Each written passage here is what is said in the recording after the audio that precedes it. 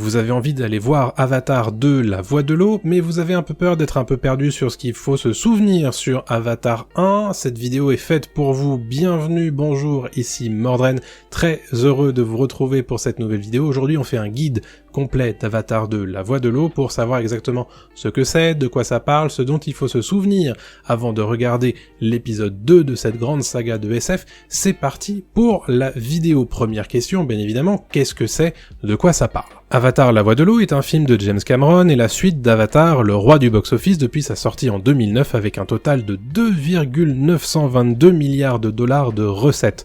Cela fait 13 ans que le réalisateur travaille à donner des suites à son univers de science-fiction qui avait su captiver les spectateurs partout dans le monde en 2009. Le deuxième épisode de la saga nous arrive enfin et il s'intitule Avatar La Voix de l'eau.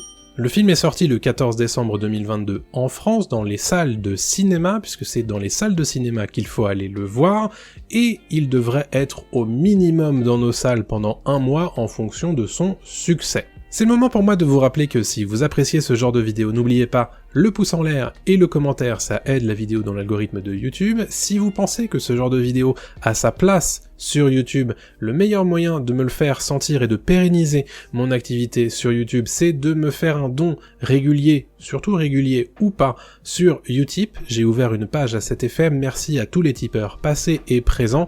Et puis bien sûr, vous pouvez également me suivre gratuitement sur les autres réseaux sociaux et écouter mon podcast Pop Tier où l'on liste la pop culture et où avec un ami on parle de l'actualité pop culturelle du moment. Tous les liens sont dans la description, c'est parti pour le reste de la vidéo. Deuxième question, est-ce qu'il faut avoir vu le précédent film avant de voir Avatar La Voix de l'eau? La réponse est plutôt oui, quand même. Même si l'on peut s'imaginer que le deuxième film saura suffisamment expliciter son univers pour le néophyte, on peut tout de même partir du principe qu'on profitera au mieux de cette suite en ayant vu le film original de 2009. Personnellement, j'avais beaucoup apprécié Avatar à l'époque de sa sortie, j'étais allé le voir 2 fois, une fois en 3D et une fois en 2D. J'ai revu le film pour vous faire cette vidéo et je trouve qu'il se tient encore très bien. D'abord visuellement, c'est toujours aussi magnifique, mais aussi sur ce qu'il a à raconter. Et Avatar est souvent critiqué pour son scénario jugé simpliste et à mon sens c'est plus compliqué que ça. Déjà, il met en place tout un univers et toute une réalité alternative qui a du sens. Il écrit des personnages qui ont de vrais arcs narratifs intéressants, et il ne s'arrête pas à son simple statut de film de SF, d'aventure et d'action. En effet, il propose aussi un vrai propos autour du capitalisme, du colonialisme, mais aussi de la notion de communauté et bien sûr au sujet de l'écologie. Je sais pas vous, mais pour un film jugé simpliste, c'est quand même pas trop mal, l'air de rien. Bref, si vous avez toujours pas envie de voir ou de revoir Avatar 1 avant Avatar La Voix de l'eau, je vous fais un gros récap tout de suite maintenant. Jake Sully est un marine paraplégique envoyé depuis la Terre sur l'exolune hostile de Pandora. À son arrivée, on lui propose de prendre la place de son frère décédé dans le programme Avatar qui vise à prendre contact avec les aborigènes de la planète, les Na'vi. Pour les terriens, il s'agit en effet de déplacer la population locale afin de miner sans vergogne les ressources de sa planète, peu importe si elle se situe sur un lieu sacré pour les Na'vi. Sous la forme des avatars, les humains, dont Jake Sully, doivent trouver une solution pacifique au problème de la corporation capitaliste, sans quoi les agités de la gâchette menée par le colonel Quaritch n'hésiteront pas à faire usage de leurs armes à feu. C'est dans ce contexte que Jake Sully découvre pour la première fois le monde de Pandora sous la forme étonnante d'un Na'vi, un bipède de près de 3 mètres de haut. Ce faisant, il retrouve l'usage de ses jambes et goûte à une liberté qu'il n'a plus connue depuis des années. Il découvre par la même occasion la tribu des Omaticaya, les Na'vi qui habitent l'arbre maison, sanctuaire qui renferme les ressources tant recherchées par la corporation terrienne. Il fait la connaissance de la guerrière Neytiri, mais aussi de son clan et de ses coutumes. Et petit à petit, Jake Sully devient de plus en plus partial à la cause des Na'vi et tente au maximum de les aider. Malgré la réticence de certains Na'vi, Sully s'intègre de plus en plus, reprenant à son compte les us et coutumes du peuple aborigène et tombant amoureux de Neytiri. Lorsqu'il devient évident que les Omaticaya ne quitteront jamais leur lieu de vie, le colonel Quaritch mène l'assaut et détruit leur arbre maison. La résistance Omaticaya est brisée, mais Jake Sully, non sans difficulté, réussit à réunir les autres clans Na'vi sous une même bannière en devenant le guerrier de légende Toruk Makto, celui qui chevauche une bête ailée réputée mortelle. Avec l'aide des autres clans, mais aussi de la nature de Pandora elle-même, les Na'vi réussissent à bouter les humains hors de la planète. Comme un symbole, le colonel Quaritch est tué lors d'une ultime bataille face à Jake Sully et Neytiri. Les soldats terriens sont renvoyés chez eux, une petite équipe de scientifiques partiaux à la cause des navires reste cependant sur Pandora, et à la fin d'Avatar, Jake Sully abandonne son enveloppe corporelle humaine et voit sa conscience transférée dans le corps de son avatar. Il devient donc un Na'vi en tant que tel, et peut désormais vivre comme il le souhaite, sur Pandora. Voilà pour le résumé d'Avatar 1, j'ai essayé de faire court, mais vous avez vu, c'est quand même assez dense. 4e question, quand est-ce que ça se passe par rapport à Avatar 1 ? Alors d'après les informations données officiellement par Disney, Fox et James Cameron lui-même, on sait qu'Avatar La Voix de l'eau se déroule un peu plus d'une dizaine d'années après les événements du premier film. Beaucoup de temps a donc passé depuis la victoire de Jake Sully et son clan de Na'vi face aux Terriens, et il a désormais pu fonder une famille avec Neytiri.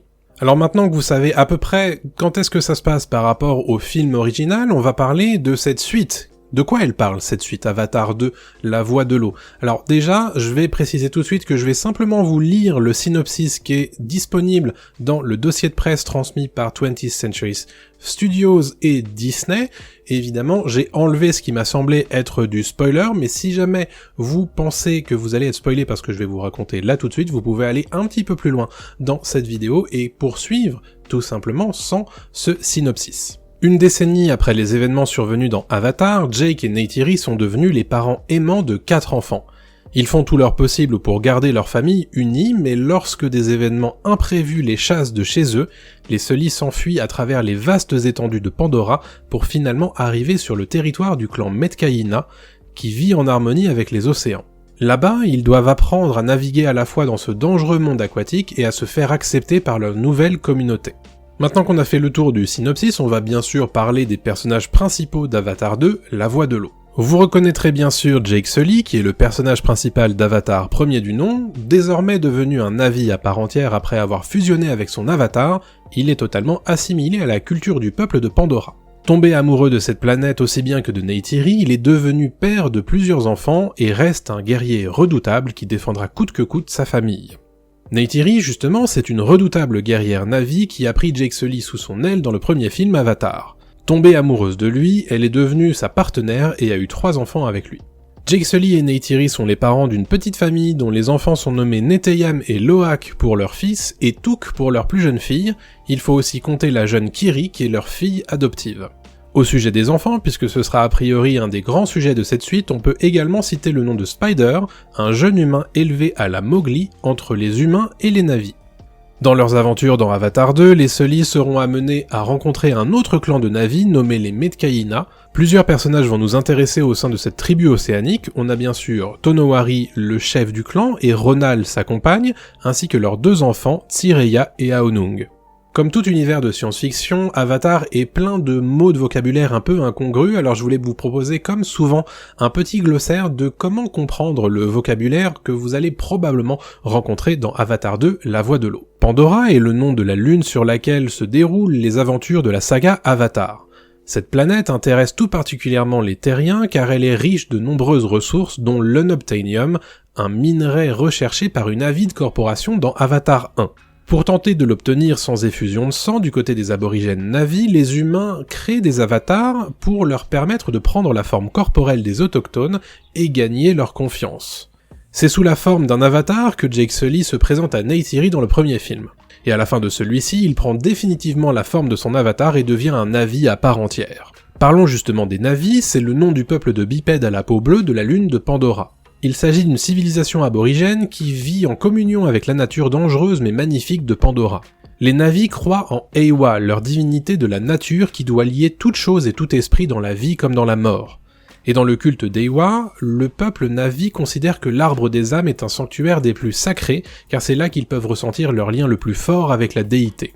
L'idée de lien avec la nature de Pandora est tout aussi métaphorique que littérale puisque les Na'vi peuvent se connecter physiquement avec la flore comme la faune dans divers usages, comme chevaucher les créatures de Pandora par exemple. Les Na'vi sont organisés en clans autour de 2 figures importantes. Lolo-Ektan d'une part, qui est le chef militaire, le guerrier, et la Tsahik d'autre part, qui sert de chaman ou de guide spirituel pour la tribu. Avatar 1 se centrait sur le clan de Na'vi des forêts, nommé Omaticaya. Ceux-ci ont pour monture traditionnelle les Ikran, qui sont des créatures ailées. Et chaque Omaticaya se lie à vie à une de ces créatures dans une cérémonie rituelle et dangereuse. Avatar 2 nous permettra de découvrir le clan des Na'vi des océans nommé Metkayina. D'ordinaire, les clans de Na'vi travaillent peu ensemble, mais il leur arrive, dans des temps très spécifiques, de répondre à l'appel d'un guerrier nommé Toruk Makto. C'est précisément ce qui s'est passé à la fin d'Avatar 1, lorsque Jake Sully a réuni les clans après avoir dompté le Grand Toruk, une bête ailée de légende. Il porte depuis le titre de Toruk Makto et jouit du respect des autres Na'vi. Dernier mot de vocabulaire qui sera sans doute évoqué dans la suite d'Avatar, le mot Skaung est une insulte assez communément utilisée par les Na'vi pour décrire un bon à rien, un nul. Dans le premier film, Jake Sully est régulièrement affublé de ce sobriquet. 8e point que je voulais évoquer avec vous, c'est bien sûr, est-ce qu'il y a des suites qui sont prévues, puisqu'il n'est pas rare d'entendre parler de James Cameron, d'Avatar 3, d'Avatar 4, d'Avatar 5, d'Avatar 6 et d'Avatar 7. Oui. Je vous en parlais en début de vidéo, ça fait 13 ans que James Cameron travaille sur la suite d'Avatar. Et si ça a pris autant de temps, c'est que le réalisateur a souhaité mettre toutes les chances de son côté pour que la production des suites d'Avatar se passe bien. Car oui, il a prévu plusieurs suites. Il n'est en effet pas rare qu'on entende James Cameron parler d'Avatar 2, 3, 4 et 5. On a même pu l'entendre parler d'Avatar 6 et 7 durant la phase de promotion de La Voix de l'eau. À titre d'information, les scènes en performance capture d'Avatar 3 sont totalement filmées et une partie d'Avatar 4 a déjà été tournée. Pour autant, et comme James Cameron le fait très bien remarquer dans ses nombreuses interviews, leurs sorties sont loin d'être une certitude car Avatar 2 a coûté très cher et doit désormais rentrer dans ses frais. Pour que l'on puisse voir Avatar 3 et le reste des suites de la saga, il faudra donc que La Voix de l'eau trouve son public. Voilà tout ce que je voulais vous dire sur Avatar 2, La Voix de l'eau, dans ce guide complet, que j'espère, très complet, j'espère que cette vidéo vous a plu. Dites-le moi dans les commentaires, est-ce que cette vidéo vous aura servi? Est-ce que vous allez voir Avatar 2? Dites-le moi dans les commentaires. Laissez bien sûr un pouce en l'air, abonnez-vous à la chaîne pour ne rien rater de mes futures vidéos. On se donne rendez-vous très prochainement dans une autre vidéo. D'ici là, n'oubliez pas de me suivre sur Twitter, de me suivre dans mon podcast qui s'appelle PopTier, tous les liens sont dans la description, ainsi que ma page YouTube. Si vous pensez que ce genre de vidéo a sa place sur YouTube, le meilleur moyen de la soutenir, c'est me donner quelques deniers sur Utip, en me faisant un don régulier ou pas, c'est vous qui choisissez. Merci à tous les tipeurs, passés et présents. Quant à moi, je vous donne rendez-vous très prochainement pour une nouvelle vidéo, d'ici là, portez-vous bien, salut à tous!